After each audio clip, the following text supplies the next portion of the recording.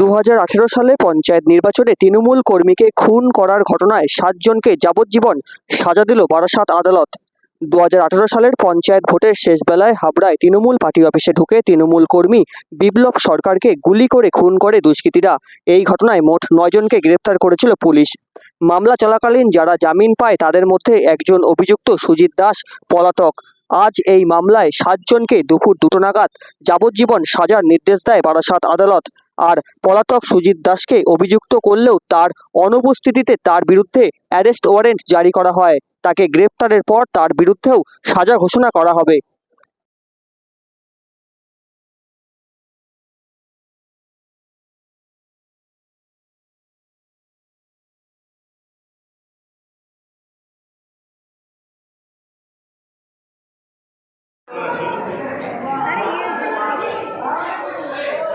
Sir sir একটুখানি sir sir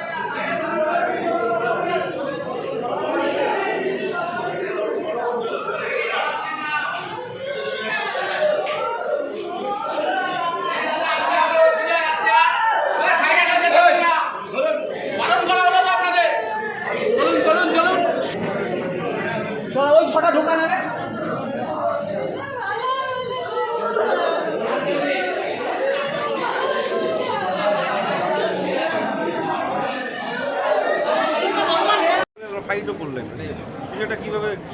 আমরা দীর্ঘদিনের একটা আইনি লড়াই এবং এই লড়াইটায় আমরা সাফল্যমণ্ডিত হলাম এবং আমাদের সাবমিশন ছিল সোসাইটির কাছে কোর্টের বার্তা যেন রাজনৈতিক দুর্বৃত্তায়নকে রেজিস্ট করা যায়।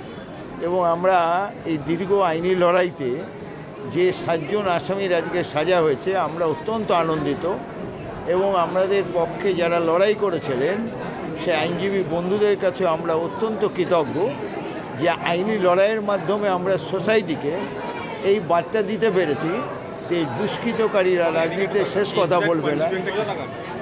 পানিশমেন্ট যাবজ্জীবন কারাদণ্ড এবং এখনকার নিয়ম অনুযায়ী যাবজ্জীবন কারাদণ্ড মানে হচ্ছে লাইফ ইমপ্রিজনমেন্ট, মানে হচ্ছে টিল ডেথ, এবং যতদিন পর্যন্ত বাঁচবে ততদিন পর্যন্ত এরা জেল খাটবে এবং এটা সশ্রম কারাদণ্ড।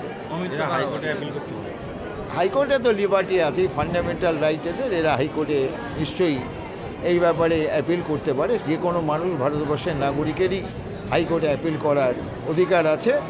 তবে আমাদের এই আইনি লড়াই, যে আইনি লড়াইতে যারা সাক্ষী দিয়েছেন সব ভয়ভীতি উপেক্ষা করে এবং যে গ্রামে যেখানে ঘটনা ঘটেছে সেখানে খেটে খাওয়া মানুষ অত্যন্ত নিরীহ এবং অত্যন্ত সরল মানুষেরা এই ঘটনার প্রতিবাদ জানিয়ে যে আদালতে এসে সাক্ষী দিয়েছেন নিজেদের জীবন মৃত্যু তুচ্ছ করে, তাদের কাছেও আমরা সশ্রদ্ধ প্রণাম জানাচ্ছি এবং তাদেরকে কৃতজ্ঞতা জানাচ্ছি। আমার নাম অনুপ দাস। 1 বছর